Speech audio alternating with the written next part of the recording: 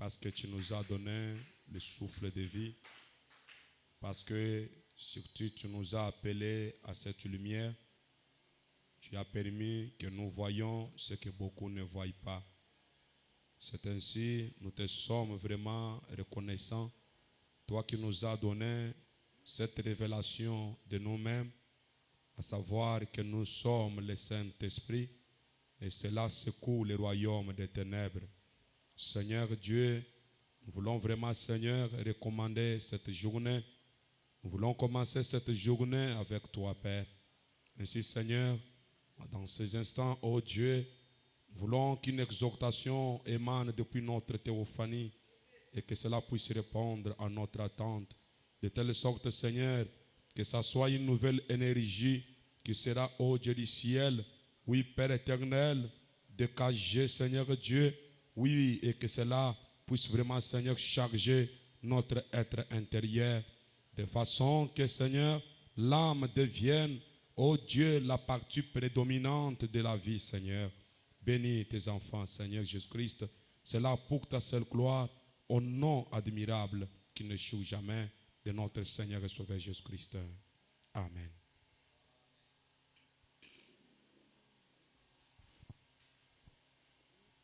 Je vous salue ce matin au nom du Seigneur Jésus-Christ.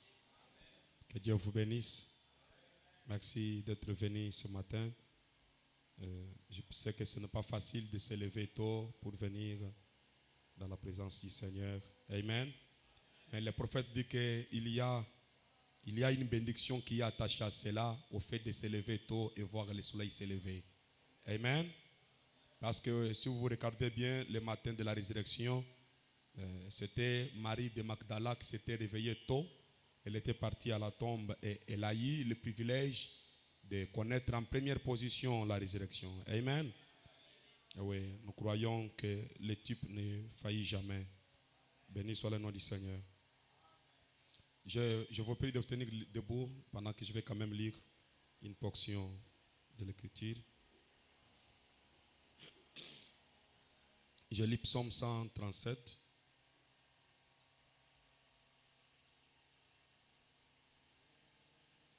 Je lis à partir du 3e verset jusqu'au 4e verset. Là, nos vainqueurs nous demandaient des chants et nos oppresseurs de la joie. Chantez-nous quelques-uns des cantiques de Sion. Et écoutez la réponse. Comment chanterions-nous les cantiques de Sion dans une terre étrangère? Écoutez la réponse de Dieu. Si je t'oublie, Jérusalem, que ma droite m'oublie, que ma langue s'attache à mon palais, si je ne me souviens de toi, si je ne fais de Jérusalem le principal sujet de ma joie, Éternel, souviens-toi des enfants d'Édom qui dans la journée de Jérusalem disaient rasez, rasez jusqu'à ce fondement, fille de Babylone.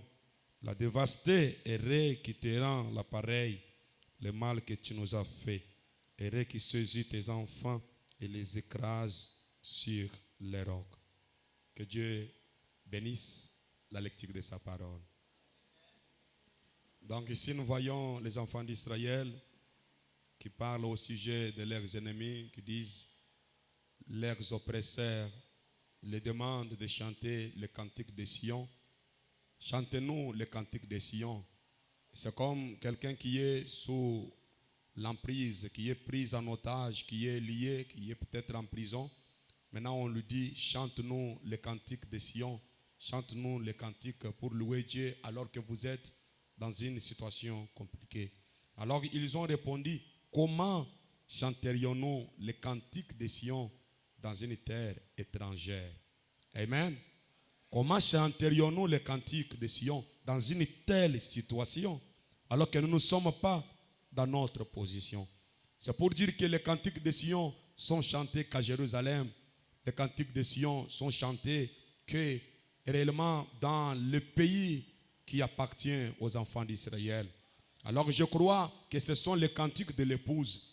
Et nous n'allons pas dire comment chanterions-nous les cantiques de Sion dans une terre étrangère parce que nous ne sommes pas dans une terre étrangère.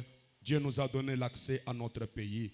Alors nous allons dire à Dieu, Seigneur, puissions-nous chanter le cantique de Sion, parce que nous sommes enfin dans notre pays.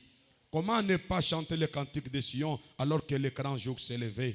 Comment ne pas chanter le cantique de Sion alors que Dieu a permis que nous puissions voir la lumière? Comment ne pas chanter le cantique de Sion alors que l'Éternel nous a fait du bien? Comment ne pas chanter le cantique de Sion alors qu'il nous a guéris pendant qu'on était malade?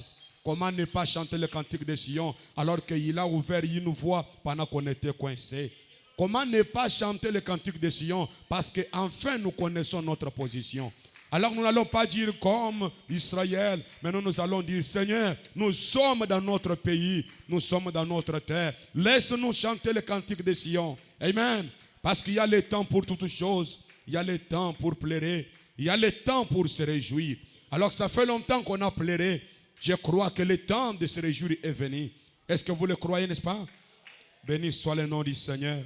Alors je crois que c'est le temps pour nous de chanter le cantique de Sion. Parce que nous sommes arrivés au pays, nous avons l'accès à l'arbre de la vie. Nous avons l'accès à la connaissance de qui nous sommes. Cela doit nous donner réellement le courage de chanter le cantique de Sion.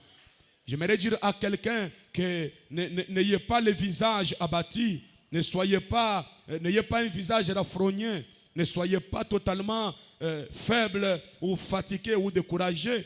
Comprenez que vous êtes dans le pays. Vous pouvez chanter le cantique de Sion. Et Dieu lui-même dit que si je t'oublie, Jérusalem, que ma droite m'oublie. Amen. Donc ça c'est Dieu qui jure qu'il ne peut pas oublier son épouse. Parce que les paroles qui parlent de Sion, qui parlent de Jérusalem, cela parle de l'épouse. Amen. Alors j'aimerais parler ce matin qu'il y a toujours une brèche de sortie pour chaque situation. Est-ce que vous le croyez aussi? Il y a toujours une brèche de sortie pour chaque situation. C'est ce que je crois et je pense que cela peut bénir quelqu'un ce matin. Il y a toujours une brèche de sortie. Dans cette situation où vous semblez être coincé, où vous pensez que en tout cas il n'y a pas une façon de s'en sortir, j'ai une bonne nouvelle. Il y a toujours une brèche de sortie dans cette situation-là. Amen. Il y a toujours une façon de vous en sortir. Ne soyez pas abattus. Ne soyez pas découragés. Même dans ce péché-là, il y a une brèche de sortir de ce péché-là. Même dans cette maladie-là, il y a une brèche ce matin. Alors ce matin, je ne vous demande pas de regarder la situation, mais je vous demande de regarder la brèche. Et si vous regardez la brèche, vous pouvez sortir de la situation. Amen. Si vous regardez la brèche, ma soeur, tu peux sortir ce matin en chantant le cantique de Sion.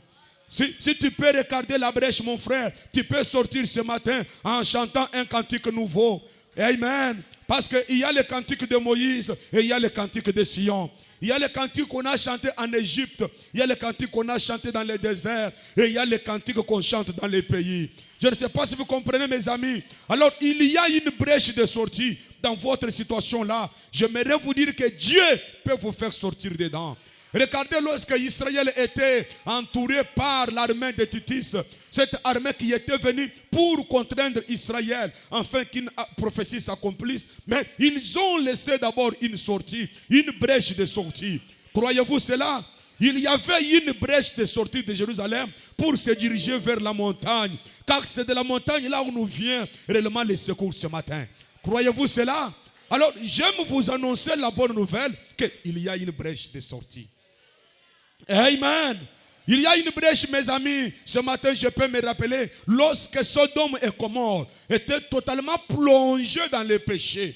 Ils étaient tous là, souillés. Mais il y avait une brèche de sortie. Lorsque les deux anges ont visité Lot à cause d'Abraham, par écart pour Abraham. Alors, par la prière d'Abraham, par l'intercession, parce que je crois que Abraham avait intercédé pour Lot. Alors j'ose croire que ce matin, mes amis, il y a eu quelqu'un qui a intercédé pour vous. Dieu, dès avant la fondation du monde, il a fait une intercession afin que vous puissiez sortir, afin que vous ne soyez pas détruits ensemble, afin que les jugements ne puissent pas vous toucher. Alors il y avait une brèche de sortie là à Sodome et Gomorrhe. L'autre est sorti avant que les jugements ne puissent frapper Sodome et Gomorrhe. Amen. C'est ça que nous croyons, qu'avant que les jugements ne puissent frapper ce monde, Dieu a ouvert pour nous une brèche. Et nous allons sortir de cette brèche avant que les bombes ne soient larguées, avant que les jugements frappent la terre. L'épouse sera partie parce que l'épouse a une brèche de sortie. Croyez-vous cela? N'est-ce pas une espérance bénie ce matin à comprendre que Dieu nous a donné une brèche de sortir pendant que le système du monde est tombé dans le chaos, mais nous avons une brèche de sortir. Amen. Dieu nous a donné une brèche, mes amis, pendant que l'eau et le sang, la chair n'hériteront pas le royaume des cieux. Mais Dieu nous a donné une brèche de sortir de ce corps. Amen. Par le canal de la nouvelle naissance, Dieu nous a donné une brèche de sortir. Je ne sais pas si vous voyez aussi cela. Je crois ce matin qu'il y a une brèche de sortir de cette difficulté. Même si vous êtes entouré par les dettes, j'ai une bonne nouvelle. Il y a une brèche de sortir. Amen. Même si il n'y a pas vraiment une voie de sortie apparemment léunie. Mais regardez, je ne regarde pas avec la vie, je regarde avec la vie de l'âme. Mon âme peut voir une voie de sortie là où les yeux ne voient rien, mes amis. Je vous annonce qu'il y a une voie de sortie. Lorsque la maladie peut vous frapper, écoutez, Dieu peut faire que ça soit une voie de sortie, afin que vous quittez cette enveloppe, écoutez, cette poudre à canaux, afin que vous puissiez quitter ce corps de notre humiliation pour entrer dans le corps de notre glorification. Il y a une brèche de sortir, mes amis. Tenez bon, que cela soit un fondement sur lequel vous pouvez vous tenir. Il y a une brèche, nous allons sortir de chaque situation. Dieu a laissé une brèche pour son épouse. Amen. Croyez-vous cela, mes amis? Je peux me rappeler, mes amis, lorsqu'on a pris Daniel et qu'on l'a jeté là-bas dans la fosse au lion. Écoutez, pour les rois et pour tous les Babyloniens, ils croyaient que Daniel c'était un homme fini. Ça n'est fini de lui. Comme on lui a jeté dans cette fosse, il ne peut pas survivre. Comme il est tombé dans cette crise, c'est fini pour lui. Comme il est tombé dans ce péché, c'est fini pour lui. Écoutez, il ne savait pas qu'à l'intérieur de Daniel, il y avait une lumière cachée. Il y avait un feu caché en Daniel. Alors, il y avait une sortie, une brèche de sortie de la fosse au lion. C'est quoi ça? À l'intérieur de Daniel, il y avait une puissance cachée. Ainsi dit mon prophète. Frère Branham dit que lorsqu'on a jeté Daniel dans la fosse au lion, la puissance cachée qui était en Daniel est sortie. Et cela a formé un bouclier tout autour de Daniel. Ça a formé une lumière, un feu dévorant. Parce que chaque lion craint le feu. Je répète, chaque lion craint le feu. Amen. Que la puissance qui est en vous ce matin sorte et forme un centre lumineux tout autour de vous. Et chaque lion va vous craindre. Amen. Croyez-vous cela, mes amis? Et là, à Babylone, lorsqu'on avait dit que tout le monde devait manger de la nourriture qui était servie à la table du roi, Daniel a dit, moi je ne peux pas manger une nourriture souillée, parce que lorsqu'un âge passe, cette nourriture-là devient une nourriture souillée. Daniel a dit, je ne peux pas manger cela. Moi je refuse de manger une telle nourriture. On a dit, mais Daniel, comment tu vas survivre sans la nourriture? Daniel a dit, laissez-moi voir que je vive sans manger de votre nourriture. Si je fais perdre la santé, vous allez m'obliger de manger cette nourriture qui est sacrifiée aux idoles, une nourriture périmée. Mais laissez-moi rester sans manger cette nourriture. Et vous allez voir. Écoutez, Daniel est resté sans manger la nourriture qui était servie à la table du roi. Mais il y avait les anges qui venaient lui accorder une nourriture mystérieuse. C'est pour cela Dieu donne à l'épouse l'accès à la nourriture mystérieuse. Le Saint-Honneur est révélé. C'est une nourriture mystérieuse. Amen. Là où le système religieux est tombé dans les ténèbres, l'épouse est en train de manger une nourriture mystérieuse. Et cela procure la bonne santé spirituelle à l'épouse. Croyez-vous cela, mes amis? Il y a fait une voie de sortie de la brèche. Amen. De sortir de la fosse au lion. C'est ce que je crois ce matin. Peu importe là où vous êtes plongé, je vous annonce qu'il y a une voie de sortie. Amen. Écoutez ce que votre prophète dit au sujet de Daniel dans la nourriture spirituelle au temps convenable, paragraphe 121. Le messager dit, mais grâce soit rendue à Dieu, nous avons de la nourriture cachée. Croix se soit rendu à notre Dieu. Nous avons une nourriture cachée. C'est pour cela, ne mangez pas une nourriture sacrifiée aux idoles. Ne consommez pas une nourriture des âges passés. Est-ce que vous m'écoutez bien, faites foule? N'acceptez pas un message d'un âge passé. Dieu a une nourriture cachée pour nous. De la nourriture spirituelle. Nous vivons de la bonté et de la miséricorde, de la révélation de Jésus-Christ en ces derniers jours. Et je vous ai dit que la révélation de Jésus, c'est la révélation de l'épouse aujourd'hui. Amen. C'est notre révélation parce que vraiment dit que c'est l'époux et l'épouse qui se révèlent ensemble. Amen. Le messager dit, alors pendant que Dieu confirme sa personne au milieu de son peuple. Nous avons une nourriture cachée pendant que Dieu confirme sa personne au milieu de son peuple. Alors mangez la nourriture mystérieuse, la nourriture cachée. Vous aurez une bonne santé pour résister à n'importe quelle situation, pour résister à n'importe quel vent. Croyez-vous cela? Il y a de la nourriture cachée pour l'épouse. Les 7 sont révélés, les 7 tonnerres brisés. C'est cela qui donne à l'épouse la foi de l'enlèvement. Et c'est une nourriture cachée. C'est une brèche de sortie. Amen. Le messager dit oui, amen. Gloire à Dieu. Il dit pendant qu'il confirme sa personne. Croyez-vous cela, n'est-ce pas? Croyez-vous cela, n'est-ce pas? Pour les 3 Hébreux, mes amis, pendant qu'on les avait jetés là, dans la fournaise ardente. Peut-être ce matin, je ne sais pas là où vous vous êtes plongé. Mais moi, ce que je vous montre, c'est que là où vous vous retrouvez là, il y a une brèche de sortie. Alors profitez-en pendant que Dieu vous appelle ce matin. Amen. Il y a une brèche de sortie. Amen. Oui, je crois cela, mes amis. Regardez que les 3 Hébreux, on les a jetés dans la fournaise ardente. Et apparemment, c'était fini. Leur histoire était terminée. On les a jetés dans le feu. Mais ils ne savaient pas qu'il y avait une brèche. La présence de la 4e personne, le 4e homme dans cette fournaise était une brèche. C'était un climatiseur qui pouvait neutraliser la puissance du feu. Et il y avait une brèche. Je vous annonce que ce 4e homme n'est pas dans l'histoire. Ce 4e homme n'est pas retenu dans la tombe. Ce 4e homme vit dans votre intérieur. C'est pourquoi le messager dit, celui qui est en vous est plus que celui qui est dans ce monde.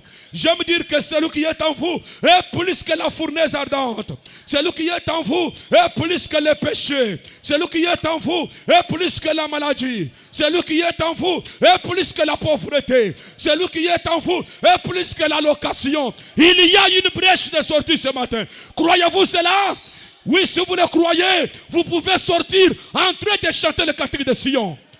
Amen. Les 3 Hébreux sont sortis de la fournaise ardente étant vivants. Amen. Nous allons sortir de chaque situation. Parce que nous sommes les survivants des âges de l'église.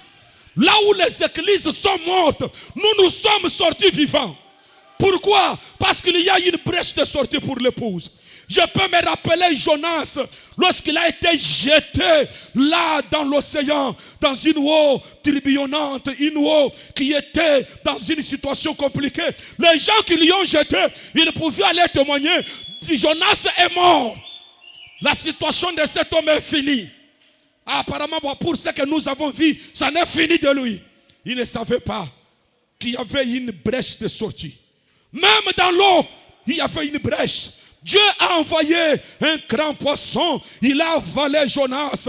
Et Dieu avait, réservé, l'oxygène à l'intérieur du poisson pour que Jonas puisse respirer. Là, amen. J'aime dire à quelqu'un que vous avez en réservation, écoutez, un souffle de survivre là où les gens vont penser que vous n'allez pas respirer. Nous allons respirer. Amen. Dans les quartiers, nous allons respirer. Au travail, nous allons respirer. Même s'il y a les sorciers partout, nous allons respirer. Mais écoutez, même s'il y a les gens de sciences occultes partout, mais nous allons respirer. Croyez-vous cela? Béni soit le nom du Seigneur. C'est ce que je crois ce matin. Nous allons respirer. Quoi que l'ennemi peut faire. Amen. Même si la tempête venait comme les brillards, écoutez, nous allons survivre. Amen. Béni soit le nom du Seigneur. Jonas a survécu. Il a respiré à l'intérieur du poisson. Et le poisson était une divinité pour Ninive. C'était comme la sorcellerie. C'était comme l'enchantement. Et écoutez, pour Ninive, ils adoraient le poisson. Maintenant, ils voient qu'un homme qui peut survivre là, au sein de leurs envoûtements, au sein de leur sorcellerie, ils voient un homme survivre. C'est quoi ça? Il y a une voie de sortie. Amen. Béni soit le nom du Seigneur. Je peux me rappeler Lazare, un homme qui était mort. Les médecins ont signé sa mort et on l'a même enterré. Amen. On a dit que la situation de Lazare est finie. J'aime écouter ma soeur. Ceci c'est pour réveiller votre foi et par là vous pouvez faire un pas et devenir cette image de vous-même que vous voyez. Amen. Béni soit le nom du Seigneur. Lazare enterré. Même là, il y avait une voie de sortie. C'est pourquoi la tombe n'est pas ma fin. Amen. Écoutez, la tombe n'est pas ma fin. Il y a une voie de sortie parce que la puissance de résurrection est en moi. Amen. Pendant qu'il croyait que Lazare s'en est fini, et un homme est venu. Il s'est tenu devant la tombe de Lazare. Écoutez, c'était la voix de l'archange incarné dans un homme. Il a dit, Lazare, sortez. Lazare a écouté la voix du Fils de l'homme dans le séjour des morts. Et il est sorti vivant après 4 jours, 4 âges de l'église. Écoutez, il est sorti le 4e jour. Amen. J'aime dire à quelqu'un, pendant que vous êtes ce matin, je ne sais pas là où vous vous retrouvez, mais la voix de l'archange est en train de crier ce matin. Il vous appelle dans votre nom original de sortir de la tombe ecclésiastique. Sortez des systèmes religieux. Il y a une voie de sortie pour vous. Croyez-vous cela, mes amis? Même Jésus lui-même, tué par les Romains, crucifié sous Ponce Pilate, on a dit que ça n'est fini de cette nouvelle doctrine. Parce qu'on a tué le fondateur. Les disciples seront dispersés. Mais ils ne savaient pas qu'il fallait qu'ils tombent en tant que le grain de blé. Pour qu'il y ait une multiplication, à ce moment-là, la situation devient incontrôlable. Est-ce que vous comprenez? Alors, il y avait une voie de sortie parce que la prophétie disait qu'il ne laissera pas son sein voir la corruption. Il y avait une voie de sortie et cette voie était des prophéties, des écritures qui devaient s'accomplir dans la vie de Jésus. Donc, j'aime dire à quelqu'un, il y a des prophéties, des écritures qui sont destinées à votre vie et cela fait une voie de sortie. Parce que ces écritures-là doivent s'accomplir, sinon Dieu a failli. Amen. Croyez-vous cela, mes amis? Tout dépend de votre foi. Si vous croyez, écoutez, cette réunion ordinaire peut devenir extraordinaire pour vous. Dieu agit toujours dans la simplicité. Vous pouvez sortir de cette situation-là. Croyez-vous cela? Écoutez, je vous lis une citation du prophète. Et puis nous allons parler au rocher. Nous allons dire que nous croyons qu'il y a une voie de sortie. Je lis dans le livre d'Exode, première partie, paragraphe 33. Écoutez ce que votre prophète dit. Alléluia. Il y a une voie de sortie, mes amis. Il y a une brèche ce matin. Je ne sais pas si vous le croyez aussi comme moi. Oh, je le crois que peu importe ce qui peut arriver, je vais m'en sortir. Je vais m'en sortir. Amen. Je vais respirer à n'importe quelle situation. Dieu est Dieu. Il peut changer le langage des hommes. Écoutez, même si le péché inondait la terre, il y a une voie de sortie pour l'épouse. Dieu aura une épouse sans tache, sans ride, ni rien de semblable. Même si toutes les églises étaient souillées, mais Dieu aura une épouse sans tache, sans ride, ni rien de semblable. Ce n'est pas une épouse qui sera populaire. Elle est minoritaire. Frère Branham dit, bien, dans le livre de Lévitique, si vous voulez le lire, vous trouverez ces mots, limon et bitume. C'est aussi traduit par l'expiation.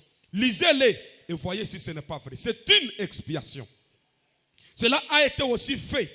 C'est appelé expiation à l'époque de Noé. Lorsque Noé, ayant prêché pendant 120 ans, n'a pourtant pas obtenu le salut d'aucune âme en dehors de sa propre maison. Noé a prêché pendant 120 ans. Il n'a gagné aucune âme en dehors de celle de sa maison. Écoutez, le messager dit, il fut averti par Dieu. Il fut averti par Dieu et il savait que le jugement viendrait. Il savait qu'il ne pouvait pas échapper à cela, à moins que Dieu pourvoie à une expiation pour lui. Amen. Donc l'expiation pour Noé, c'était la voie de sortie. C'était l'échappatoire. Le messager dit, écoutez, j'aime cela. Dieu frayera une voie. Ça, c'est une prophétie auquel je m'identifie. C'était une prophétie, écoutez, du prophète à sa prophétie. Là maintenant, moi, je m'identifie. Dieu doit frayer une voie. Et je vais dire, Dieu a frayé une voie. Le messager dit, vous voyez, Dieu frayera une voie. Que cela pénètre profondément. Que cela pénètre profondément. Le messager dit, peu importe les genres de troubles, Dieu frayera une voie. Il est appelé dans la Bible Jéhovah Jireh, qui signifie l'Éternel pourvoira. Il dit lui-même, Amen.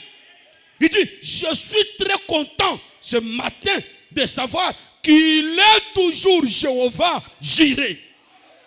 Il dit, écoutez, peu importe les circonstances, Dieu frayera une voie. Il fera une échappatoire. Quelqu'un peut dire Amen.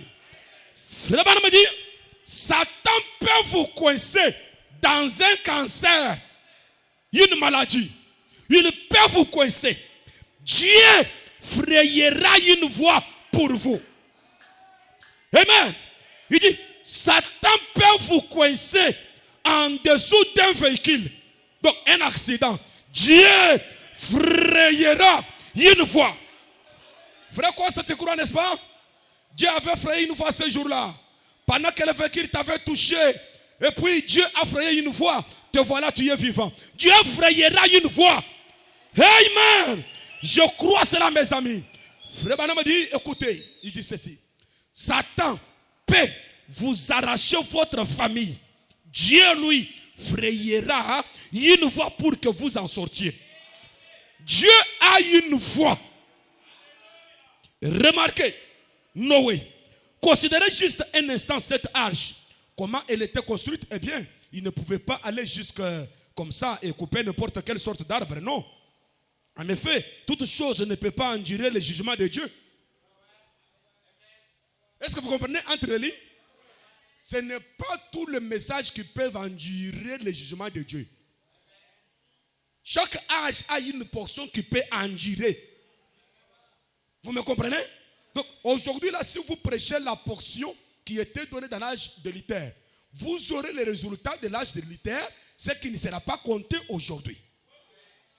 Vous comprenez?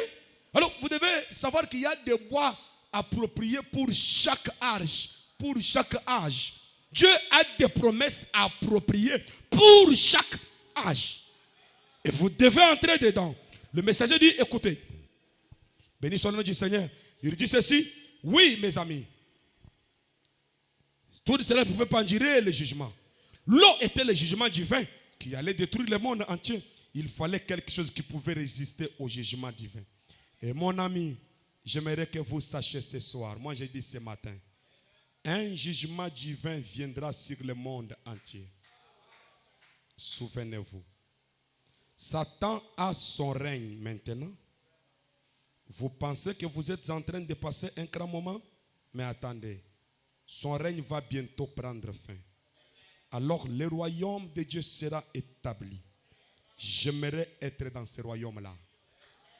Croyez-vous cela? Aimeriez-vous aussi faire partie du royaume de Dieu? Levez la main si c'est votre besoin ce matin. Que le Seigneur vous accorde cela. Il dit, endurez les persécutions aujourd'hui. Amen. En ce temps-ci, s'attendre à la venue du roi de gloire, dont j'essaie de soutenir le royaume et la domination. Endurez, mes amis, endurez les persécutions. Car ceux qui vivent pieusement seront persécutés. Mais endurez la persécution. Endurez la turbulence. Endurez tout cela parce qu'il y a un royaume. Ça sera une récompense bénie. Amen. Ça sera une récompense bénie. Le messager dit, oui, un royaume inébranlable. Un royaume. Et la domination devant les gens en disant qu'il n'est pas mort comme les autres. Dieu sont censés être. Mais il est ressuscité des morts. Il est vivant au siècle des siècles. Faites partir de ce royaume.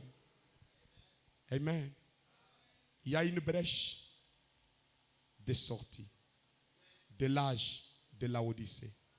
C'est la descente de l'ange puissant. Il nous appelle de sortir. Sortez du milieu d'elle, mon peuple, afin que vous ne participiez point à ces péchés. Sortez des églises organisées. Sortez, sortez.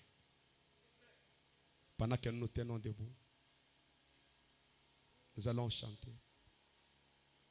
Parce que nous croyons qu'il y a un royaume. Et c'est pour ce royaume que nous sommes rassemblés. Nous pouvons chanter. Saint-Délie, lumière proclamée, oh oui, la lumière du monde, vie et grâce, vie et grâce en son nom. Jésus, la lumière du monde. Chantons, oui, oui, oui, oui. Nous marcherons un jour dans la lumière, là-haut, là-haut, la misère. Corde versée. Oui, alléluia, oh, autour de nous, les jours et la nuit, Jésus, la lumière du monde. Chantons, oui, oui, oui, oui. Nous marcherons un jour dans la lumière, là-haut, là-haut, la misère, corde versée. Oh, alléluia, oh, autour de nous, les jours et la nuit, Jésus, la lumière du monde. Oui, pourquoi ne pas les chercher? La lumière du monde. Oui, amène-les, évangile, les tonnerres, Jésus, la lumière du monde. Chantons, oui, oui, oui, oui, et nous marcherons un jour dans la lumière, là-haut, là-haut, la miséricorde versée. Oh, alléluia, brille, oh, autour de nous, les jours et la nuit, Jésus, la lumière du monde. Oh oui, Noé avait navé, et que aussi les hommes plaisir. Est-ce que tu peux parler à Dieu? Il chercha la terre ferme,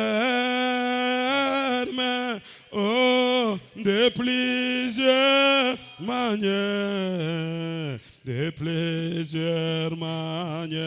oh, les années, il en a veillé, oui, mais non pas du ciel, mais non pas du ciel. Dieu lui donna son sein, oh, Dieu lui donna son sein, oh, si les ailes d'une colombe, chantons si les ailes d'une colombe, si les ailes d'une colombe. Parlez, parlez au rocher.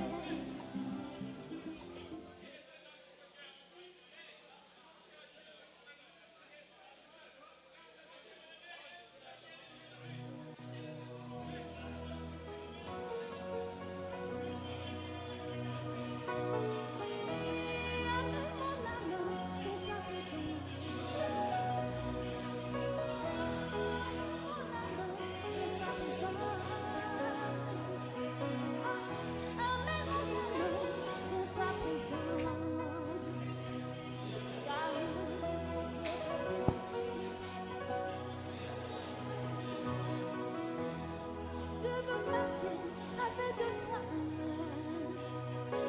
entrer dans la vision de l'attente.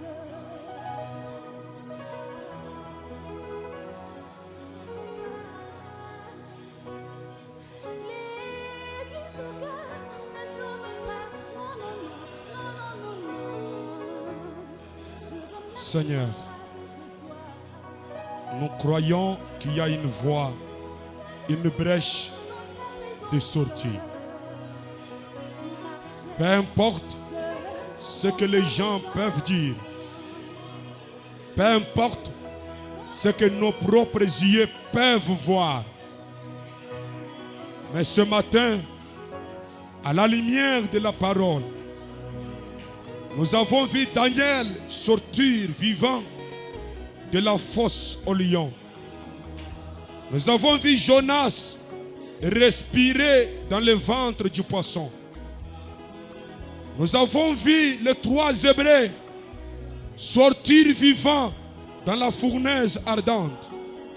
Nous avons vu Lazare sortir de la tombe après 4 jours. Nous avons vu notre Seigneur Jésus sortir de la tombe. Éternel Dieu, nous avons vu Noé qui avait une brèche de sortie pour son âge. Nous avons vu Lot sortir du Sodome et Gomorrhe avant que le jugement ne puisse frapper cette ville. Seigneur, le messager nous rassure qu'il y a une voie de sortie. C'est ce que nous croyons ce matin, Père. Qu'il y a une voie de sortie de chaque situation, de chaque circonstance, de chaque maladie. Nous croyons qu'il y a une voie de sortie, Père. Bien-aimé Père Céleste, je crois que si Jonas est sorti, oui, Père éternel, de la ventre du poisson, s'il a survécu, oui, Père éternel, là dans le ventre du poisson, et s'il est sorti vivant, je crois que mon frère et ma soeur, qui est dans une situation qui le coince, je crois que Père, sur la même base, il doit s'en sortir, Père. Si, oh Dieu, Daniel est sorti vivant, au point que les lions n'ont pas pu faire du mal à Daniel, bien-aimé Père Céleste, laisse que la puissance cachée qui est dans l'âme du croyant, que cela puisse, oh Dieu, être extériorisé, de manière que cela soit un bouclier tout autour du croyant, que cela puisse frayer une voie de sortie, Père, que celui qui était coincé par la maladie, qu'il sorte par la voix de l'archange, qu'il sorte, oh Dieu, laisse que la soit ainsi, Père. Celui qui était coincé dans les affaires, sur ma parole, j'ordonne qu'il puisse s'en sortir. Que celui qui n'avait même pas une voix, oui, Père, par où commencer? Je crois dans cette brèche, Père.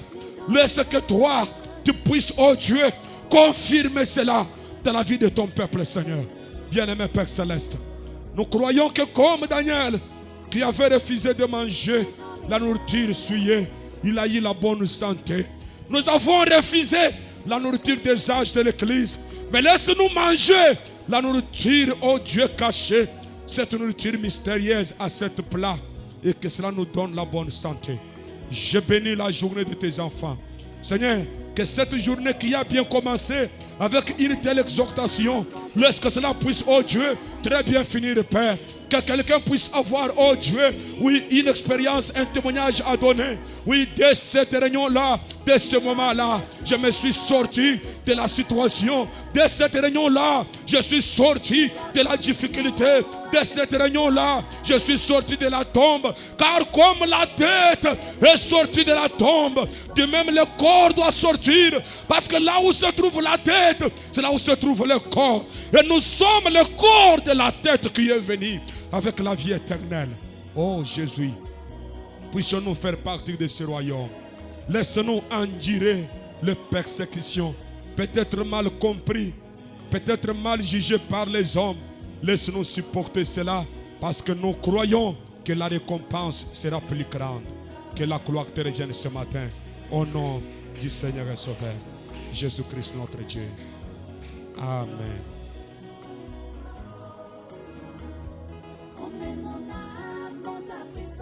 Que Dieu vous bénisse.